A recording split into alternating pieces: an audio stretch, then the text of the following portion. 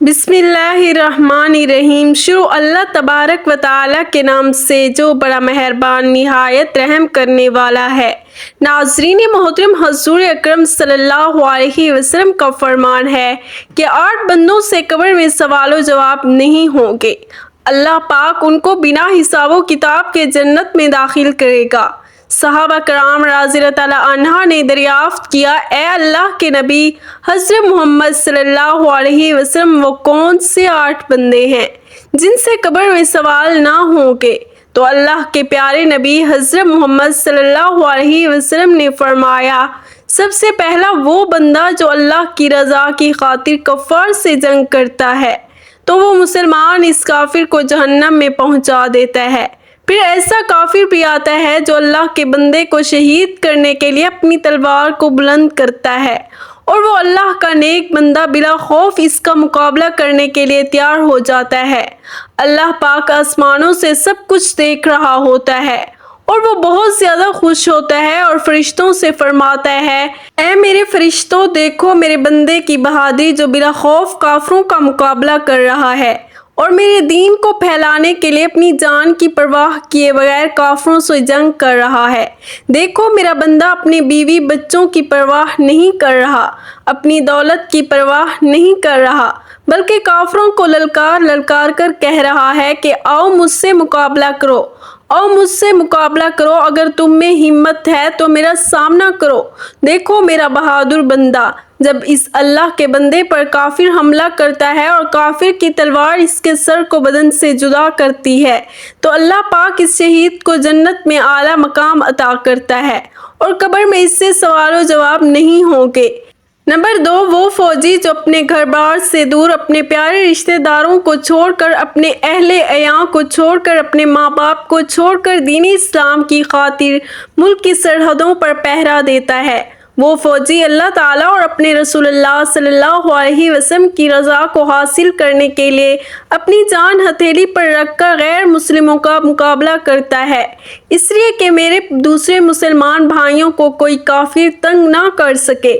نبی کریم صلی اللہ علیہ وسلم نے فرمایا کہ ایسے فوجی کو اللہ پاک قبر میں بغیر حساب کتاب کے جنت میں داخل کرے گا۔ محمد بن منکدر فرماتے ہیں کہ حضرت سلمان فارسی رضی اللہ عنہ کا شرجیل بن سمت کے پاس سے گزر ہوا تو سمت میں اس کے پاس اپنے سرحد پر کھڑے اپنے ڈیوٹی کو سر انجام دے رہے تھے تو ان کی ڈیوٹی کرنے کا دل نہیں کر رہا تھا۔ حضرت سلمان فارسی رضی اللہ عنہ اس کے پاس گئے اور جا کر فرمانے لگے، اے ابن سمت، میں تم سے وہ حدیث مبارکہ بیان کر رہا ہوں جو میں نے نبی کریم صلی اللہ علیہ وسلم کو فرماتے ہوئے سنا ہے۔ ابن سمت کہنے لگے، کیوں نہیں، ضرور بتائیے۔ حضرت سلمان فارسی رضی اللہ عنہ نے کہا کہ میں نے حضور اکرم صلی اللہ علیہ وسلم کو فرماتے ہوئے سنا ہے کہ جو بندہ سرحد پر اپنی ڈیوٹی کو سر انجام دیتا ہے تو اس کی ایک دن کی ڈیوٹی کرنے پر اس کو 1 مہینہ روزہ رکھنے، تہجد پڑھنے اور اس سے بھی زیادہ ثواب حاصل ہوگا۔ اگر ڈیوٹی کے دوران ڈیوٹی سر انجام دیتے ہوئے مر جاتا ہے تو اللہ پاک اس کو حساب کتاب لیے بغیر جنت میں داخل کر دیتا ہے۔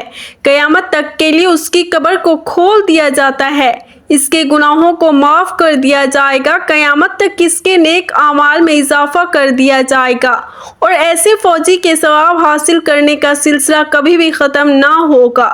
یہ مرے گا تو اللہ پاک اپنے فرشتوں کو حکم دے گا، میرے اس بندے کے لیے جنت کے سب دروازے کھول دو، جس دروازے سے اس کا جی چاہے گا وہ داخل ہوگا۔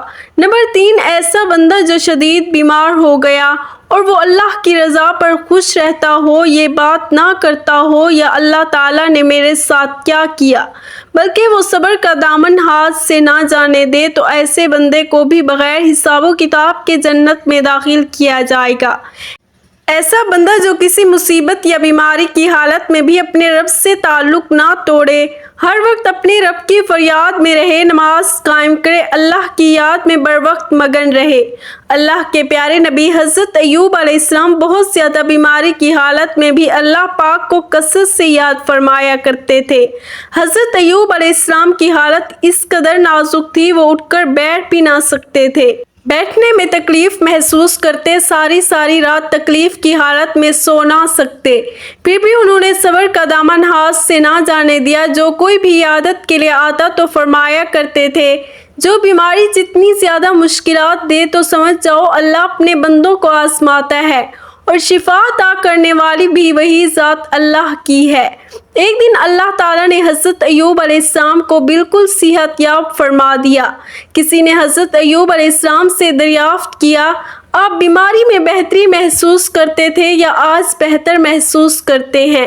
تو حضرت ایوب علیہ السلام نے جواب دیتے ہوئے فرمایا، وہ بیماری کے دن میرے لیے بہت ہی اچھے تھے، جو کہ جب کافی رات گزر جاتی تھی تو مجھے بیماری کی وجہ سے بہت زیادہ تکلیف ہوتی تھی، تو اللہ پاک میری بیماری کے بارے میں مجھ سے دریافت کیا کرتے تھے، اے میرے بندے اب تیرا کیا حال ہے؟ جب سے میں بالکل ٹھیک ہوں، صحت یاب ہوا ہوں، تب سے میری اور میرے اللہ کی بات نہیں ہوتی۔ کسی نے حضرت علی رضی اللہ تعالیٰ عنہ سے سوال کیا، اے علی رضی اللہ تعالیٰ عنہ، انسان پر جو مشکلات اور بیماریاں آتی ہیں ان کے بارے میں آپ کا کیا خیال ہے؟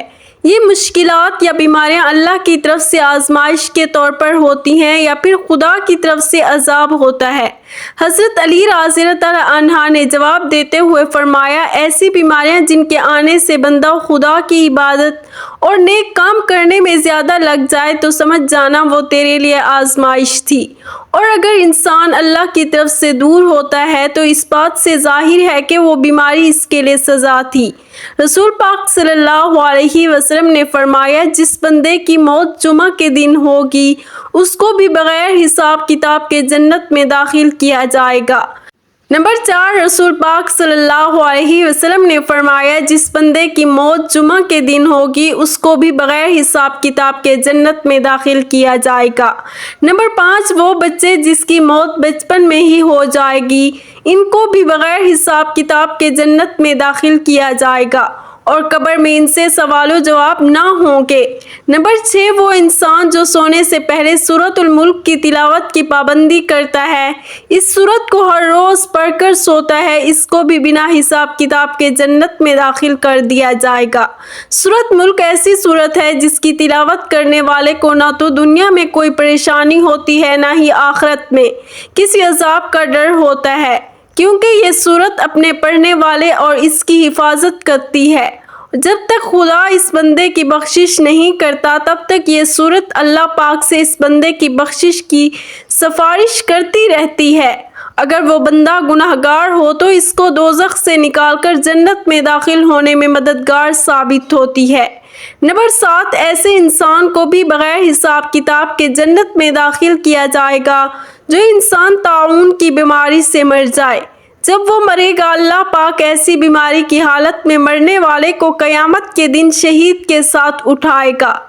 اس بیماری کی حالت میں مرنے والے کا حساب و کتاب نہ ہوگا۔